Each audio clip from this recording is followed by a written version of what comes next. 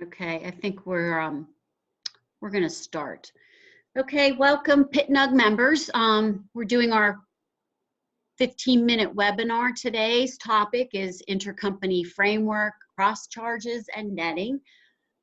Today's presentation is done by Mike Labuda, who is our own Grossman Yanak Ford Senior Consultant. And Mike, go ahead and start the presentation. The floor is yours. Thanks, Rhonda. Hey, everybody. So as Rhonda said, we're going to be going through some of the new features surrounding intercompany cross charges today. So we will get that underway. So as Rhonda said, I'm Mike Labuda. I'm with Grossman Yanak Ford. I'm a senior consultant here with our ERP group. So intercompany cross charges apply to a variety of businesses, companies. NetSuite suggests for small and fast-growing companies, and also for WMS, retail, point-of-sale, e-commerce, those types as well. The users that and roles that are mostly going to be interested in this, and if you like to use this process, will be driving this, would be your financial users, so controllers, CFOs, senior accountants, accounting managers, those types of folks in your organization. All right, so intercompany cross charges. So these are a pair of intercompany transactions, whether that be anything from a bill, an invoice, item fulfillment, that post to predefined intercompany receivable and payables accounts, which we will go through some of that setup in the demo. And as these are created, they materialize as intercompany journal entries, between the two subsidiaries for whatever type of transaction they're working together to create. Cross charges and their subsequent intercompany entries, are also subject to the elimination part of the closing checklist. And, we can easily pick these out, in a variety of the financial reporting that NetSuite provides out of the box, in addition to some of the intercompany reporting for eliminations they have as well. And cross charges also work well with netting.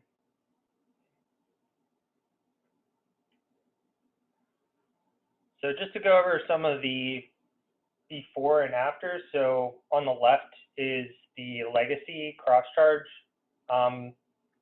process. So before, you had, when you're using two subsidiaries to generate a transaction, maybe that's because there's inventory in one and not in another, and you need to get that inventory to a subsidiary to sell to a customer. So you would have, subsidiaries working alongside each other to create a purchase order, and then then work through the order to cash side,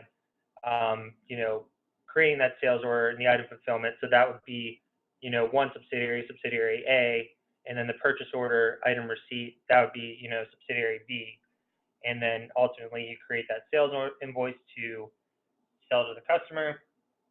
And then the vendor bill is created to basically establish that intercompany relationship. So that's how it was before. So now you're able to keep it all within the order to cash side. And we're going to be using the intercompany cross subsidiary fulfillment just as our example today to drive these cross charges. So just keep that in mind as I'm kind of walking through this example that, we're working order to cash here.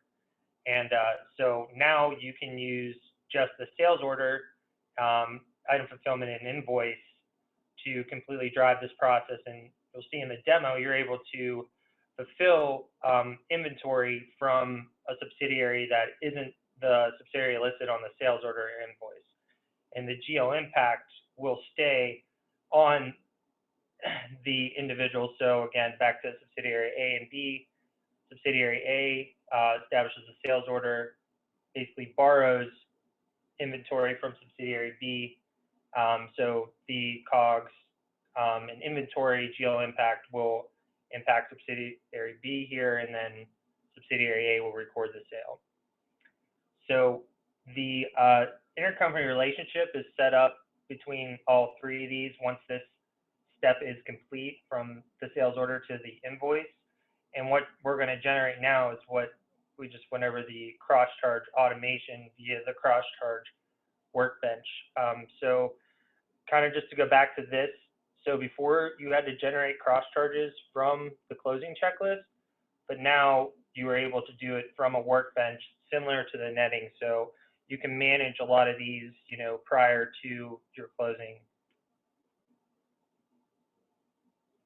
And kind of leading into that, so as I said, if you're able to get ahead of these things, ahead of these intercompany transactions to, establish those relationships and reconcile those transactions sub to sub, before the month-end closing. NetSuite's automatically going to post this and maintain it, and they are also, matching these transactions and reconciling in the system. Furthermore, it's going to use a lot of, if anyone uses any current intercompany setup, intercompany payable, receivables accounts, intercompany customers, vendors, it's going to follow a lot of that that's already established in your system. Only a few cons that we noted. Number one being the drill down detail into the cross charges, like the entries overall, does not provide a ton of detail.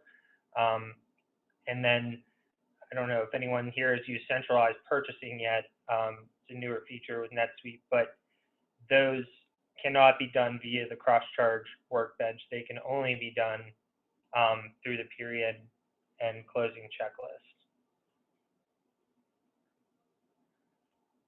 Just some quick, setup requirements, and we'll go through these in a little more detail here. Obviously going to want to have automated intercompany management, intercompany framework, and then again, for this example, we're going to be using the cross-subsidiary fulfillment, so want to have that checked as well.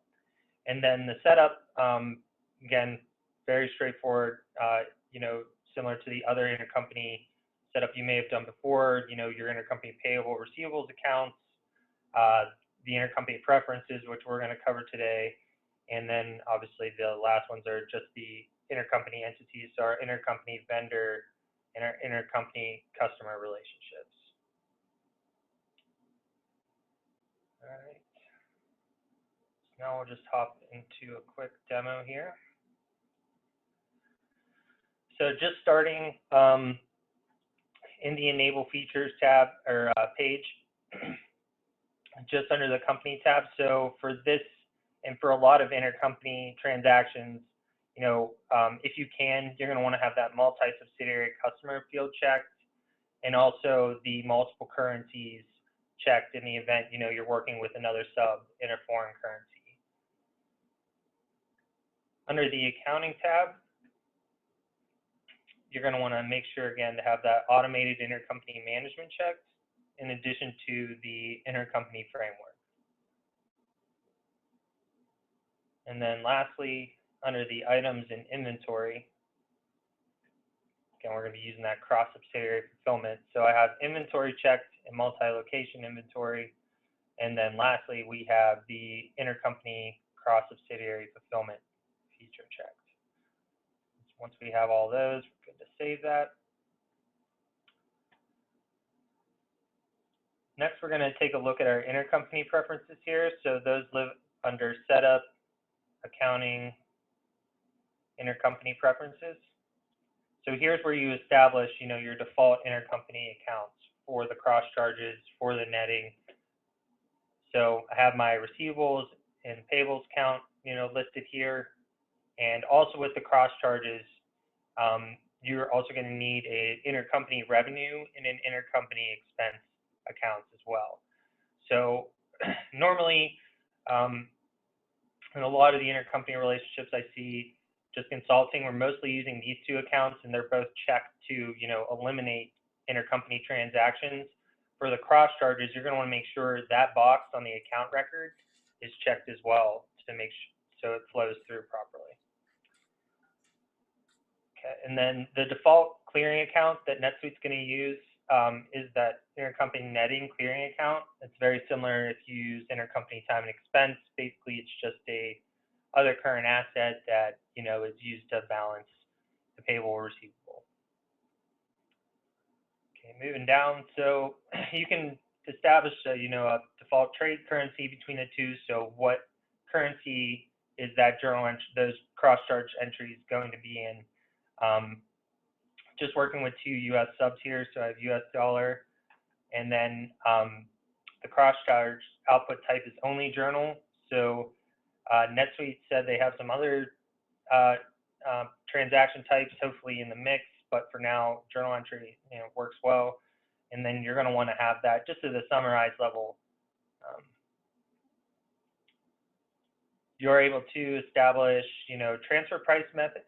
So if there's a markup rate you would like to define between, the subsidiary transactions that you're creating, you can do that here.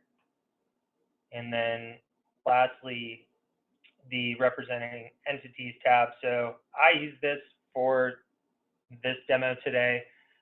So what this does is it actually, checking this and saving the intercompany preferences will generate all of however many subsidiaries you have in your system. It will generate a customer and vendor intercompany subsidiary record. So I have subsidiaries A through D in this system.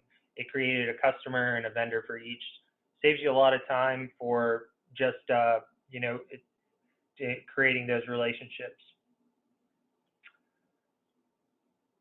So once that's all set, and again, just a note, as soon as we run the cross charge, these fields are going to lock down. So I just wanted to point that out.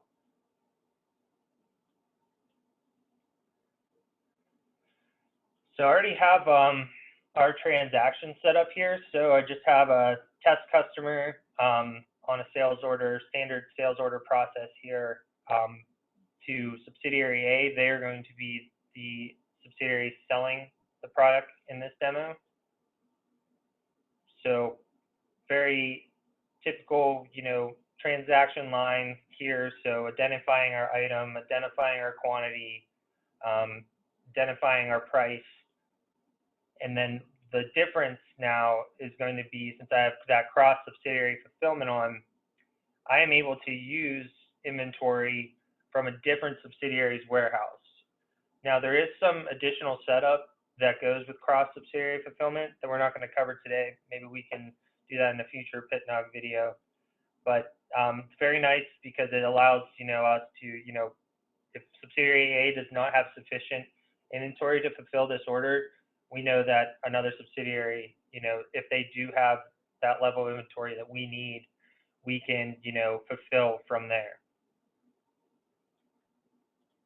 So again, I already fulfilled this and built this, so we're just gonna go right down the line to the next step. So this is the item fulfillment for subsidiary B. So we're just here fulfilling our 1,000 widgets for this order. And we can see, and as I mentioned in the slides, that the GL impact for this item fulfillment is not going to hit subsidiary A. It's going to be recorded on subsidiary B's books. So then we build it. Lastly, we have the invoice. Again, here's our test customer. The seller is subsidiary A. And the GL impact.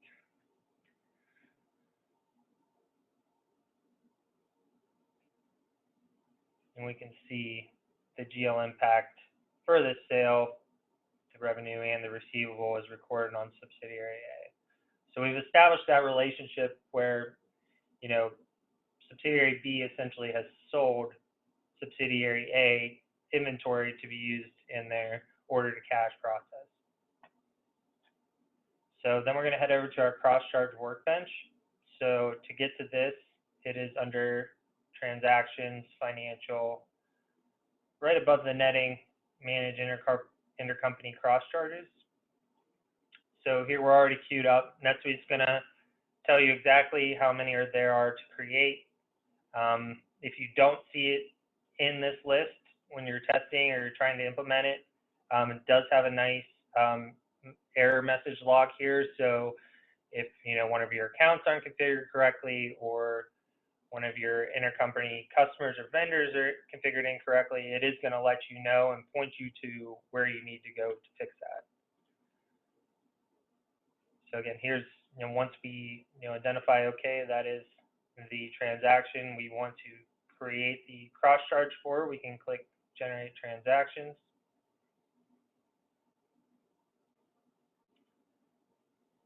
And it runs through this fairly quickly, only taking a few seconds there. You can check your message log, sure there's no errors. You can check the audit log. You can see we did complete creating that transaction. So now we're going to go take a look at the entries that were created. So here we're on this cross-charge journal screen. I'm just going to refresh this. And we can see we have an entry for both Subsidiary A and Subsidiary B. So we'll just take a look at those. So first up, Subsidiary B. So we have established that intercompany receivable right since Subsidiary A borrowed inventory from Subsidiary B, and that is checked to eliminate. And additionally, we have recorded, intercompany revenue as the other side of that entry.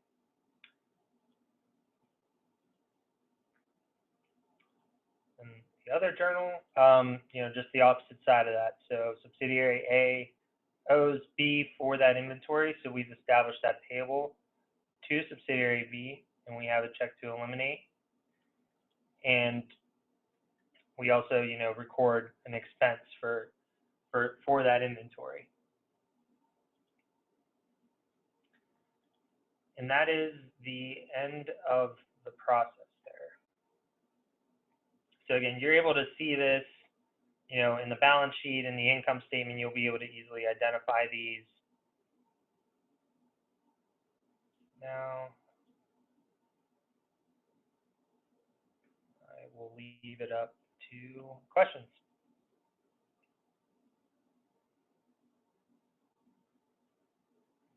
I guess you answered everyone's question with your presentation. I have a quick question. Oh, there you go. Wait, we have a question. It kind of pieces us all together at the end, and one thing with NetSuite and Intercompany is reconciling the intercompany entries. Seeing this going through the process, is there any report or anything set up that you can use to reconcile those, or that you've had success with? Yeah, there's the intercompany elimination report. I believe it's under the financial tab. Okay. Pull that up real quick to verify.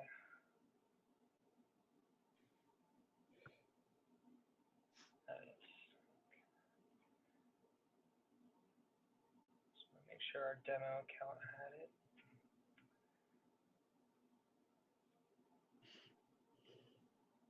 Everyone's still able to see my screen? Yep. So under financial, you can get to these two reports here. Intercompany, I would suggest the Intercompany Reconciliation. But I think they'll both give you the transparency you're looking for. At least, so I would look at a balance sheet usually when I'm looking at intercompany activity. But the Intercompany Reconciliation report is also a newer report from NetSuite to, kind of identify these, and obviously has the customization abilities. Yeah, I'm gonna take this is very helpful, because I think last time I looked, did they just add the Intercompany Reconciliation report? I want to say it's fairly new. Because I feel like when I first started in the first couple of years I was working with NetSuite, it was not available. So I would say either the 2020.2 or the 21.1 release is probably when it came out. Okay. Yeah, I will go ahead and I will take a look, and I appreciate that. That's super helpful.